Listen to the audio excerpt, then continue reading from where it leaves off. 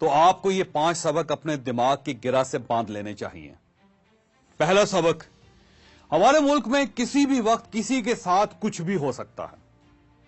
آپ کو اگر یقین نہ آئے تو آپ ذوالفقار علی بھٹو، جنرل ضیاء الحق، غلام اسحاق خان، فاروق عمر لغاری، بے نظیر بھٹو، جنرل پرویز مشرف، یہ لوگ ملک کے طاقتور ترین لوگ ہوتے تھے، لیکن آخر میں ان کا کیا حشر ہوا؟ آپ کسی دن 5 سابق آرمی چیفز کا پروفائل بھی نکال کر دیکھ لیجئے، آپ کو ان کی حالت پر بھی ترس آئے گا۔ آپ چیف جسٹس حضرات کے ساتھ ہونے والی انہونیوں کی فہرست بھی بنا لیجئے، آپ یہ دیکھ کر بھی حیران رہ جائیں گے۔ آپ یہ یاد رکھیے کہ ہم ایک ایسے ملک میں رہ رہے ہیں جس میں چیف جسٹس انصاف کے لیے عوام کا سہارا لینے پر مجبور ہو گیا تھا۔ میں نے اپنی آنکھوں سے ایسے ایسے مناظر دیکھے ہیں کہ میں وہ بیان ہی نہیں کر سکتا۔ میں نے اپنی آنکھوں سے اس ملک میں پولیس کے طاقتور ترین افسروں کے ہاتھوں میں ہتکڑیاں دیکھی ہیں۔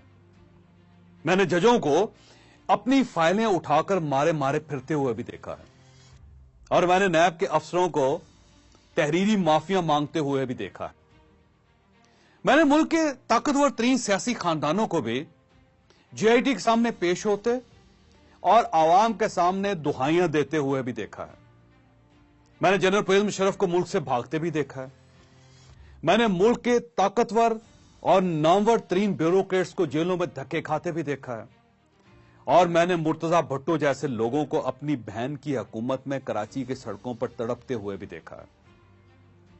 آپ کو شاید یہ جان کر حیرت ہوگی کہ صدر ایوب خان کے دور میں ملک میں 22 امیر ترین خاندان ہوتے تھے، وہ تمام خاندان بھٹو کے دور میں ختم ہو گئے۔ بینکوں اور بحری جہازوں کے مالک 10 برسوں میں کوڑیوں کے محتاج ہو گئے۔ دنیا کی سب سے بڑی کارگو کمپنی ہمارے کراچی میں ہوتی تھی، اس کے پاس 350 بحری جہاز ہوتے تھے۔ آج اس کا مالک لاہور میں گمنام زندگی گزار رہا ہے، کوئی اس کا نام تک نہیں جانتا۔ چوئن لائی بیکو کمپنی کی فیکٹری دیکھنے لاہور آئے تھے۔ بیکو کا مالک سی ایم لطیف بعد ازاں جرمنی کے ایک گاؤں میں گمنام زندگی گزار کر فوت ہوئے۔ شریف فیملی 3 بار زیرو ہوئی۔ ملک ریاض ملک کے امیر اور بااثر ترین شخص ہیں، میں انہیں 20 سالوں سے ذلیل ہوتے ہوئے دیکھ رہا ہوں۔ پاکستان پیپلز پارٹی کی حکومت 5 برسوں میں اپنی لیڈر بے نظیر بھٹو کو انصاف نہیں دے سکی تھی۔ آصف علی زرداری کے خلاف آج بھی کرپشن کے مقدمے چل رہے ہیں اور یہ ہسپتال کے اندر ایڈمٹ ہیں۔ میاں نواز شریف اقامے کی بنیاد پر نااہل ہوئے، یہ گرفتار ہوئے، یہ جیل میں رہے اور اس وقت یہ لندن میں علاج کروا رہے ہیں۔ میاں شہباز شریف کے خلاف 14 کیس چل رہے ہیں اس وقت پاکستان کے اندر، جبکہ جنرل پرویز مشرف کے ریڈ وارنٹ جاری ہو چکے ہیں اور یہ انتہائی مریض ہیں، انتہائی بیمار ہیں، ہسپتال کے اندر ایڈمٹ ہیں۔ چنانچہ آپ جرنل ہیں، سیاستدان ہیں، جج ہیں، بزنس مین ہیں، بیوروکریٹ ہیں، یا پھر آپ عام انسان ہیں، ہمارے ملک میں کسی بھی وقت کسی کے ساتھ کچھ بھی ہو سکتا ہے، لہذا آپ ہر وقت تیار رہیں۔ دوسرا سبق، آپ اگر اس ملک میں خوشحال ہیں اور غیر معروف ہیں تو پھر آپ کو کوئی خطرہ نہیں، آپ لاکھوں لوگوں سے بہتر زندگی گزار سکتے ہیں، آپ پھر تمام محکموں کو مینج کر سکتے ہیں۔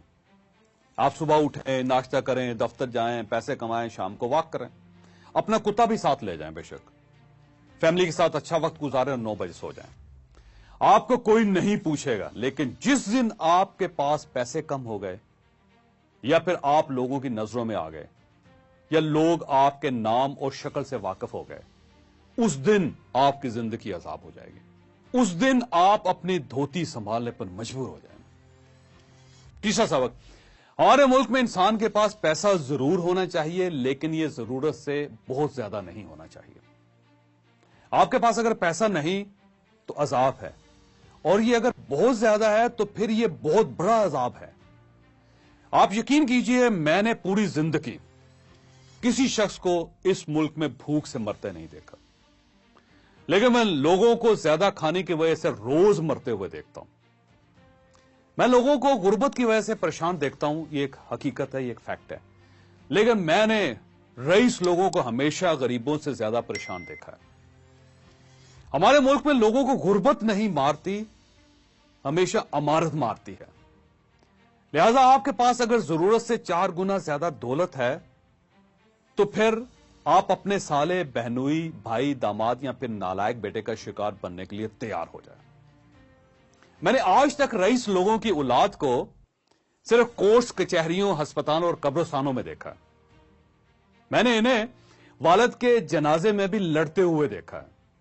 چنانچہ آپ اگر اچھی اور پرسکون زندگی گزارنا چاہتے ہیں تو آپ اپنی دولت کو کسی بھی حالت میں خوشحالی سے اوپر نہ جانے دیں۔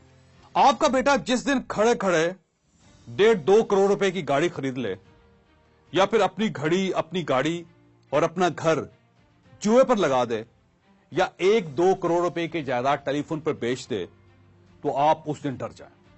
میں ایک صاحب کو جانتا ہوں، وہ خوشحال تھے، وہ جو کماتے تھے وہ اپنے اوپر، اپنے خاندان کے اوپر اور اپنی اولاد کی تعلیم پر خرچ کر دیتے تھے، اور جو بچ جاتا تھا وہ اسے خیرات کر دیتے تھے۔ وہ جب دنیا سے رخصت ہوئے تو ان کے اکاؤنٹ میں کچھ بھی نہیں تھا۔ ان کے بچے آج اکٹھے رہ رہے ہیں، جبکہ ان کے دوسرے بھائی نے زندگی بھر دولت کمائی۔ وہ اپنے بچوں کے لیے کروڑوں روپے چھوڑ کر گئے۔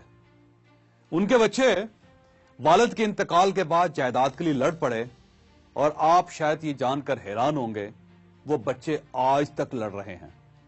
سکے بھائی بہن ایک دوسرے کے جانی دشمن ہیں۔ چنانچہ آپ کوشش کریں آپ کی دولت خوشحالی سے اوپر نہ جائے۔ یہ اگر چلی جائے تو آپ اسے ویلفیئر میں لگا دیں۔ آپ یقین کریں آپ بھی بچ جائیں گے، آپ کا خاندان بھی بچ جائے گا، اور یہ پورا معاشرہ بھی بچ جائے گا۔ میں چوتھے سبق کی طرف آتا ہوں۔ آپ جہاں تک ممکن ہو ڈاکٹر اور ادویات سے پرہیز کریں۔ میں نے پاکستان میں ادویات، ڈاکٹروں اور ہسپتالوں پر اعتبار کرنے والے لوگوں کو ہمیشہ روتے دیکھا ہے۔ ملک میں پرائیویٹ میڈیکل کالجز ڈاکٹروں کی بجائے کسائی پیدا کر رہے ہیں۔ یہ نا تجربہ کار بھی ہوتے ہیں اور اناڑی بھی۔ پرائیویٹ ہسپتال باقاعدہ سلاٹر ہاؤسز ہیں۔ آپ پیٹ درد لے کر جائیں گے اور یہ آپ کا پورا پیٹ کھول کر رکھ دیں گے۔ آپ انجیکشن لگواتے اور آپریشن کرواتے ہوئے بھی 10 مرتبہ سوچا کریں، 10 بار کاؤنٹر چیک کر لیا کریں۔ میں نے زندگی میں بے شمار مریضوں کو اوور ڈوز اور غلط انجیکشن کی وجہ سے مرتے دیکھا۔ میرے ایک دوست ایک وقت میں صرف 1 انجیکشن خریدتے ہیں۔ یہ 2 دن سے زائد دوا بھی نہیں خریدتے۔ یہ کہتے ہیں کہ میں نے ایک بار 2 انجیکشن لے لیے تھے، نرس نے مجھے دونوں انجیکشن اکٹھے لگا دیے تھے اور میں مرتے مرتے بچا تھا۔ ایف بی آر کے ایک ممبر نے اپنے بیٹے کے لیے انجیکشن کی بڑی شیشی خرید لی۔ شیشے میں 10 دن کی ڈوز تھی۔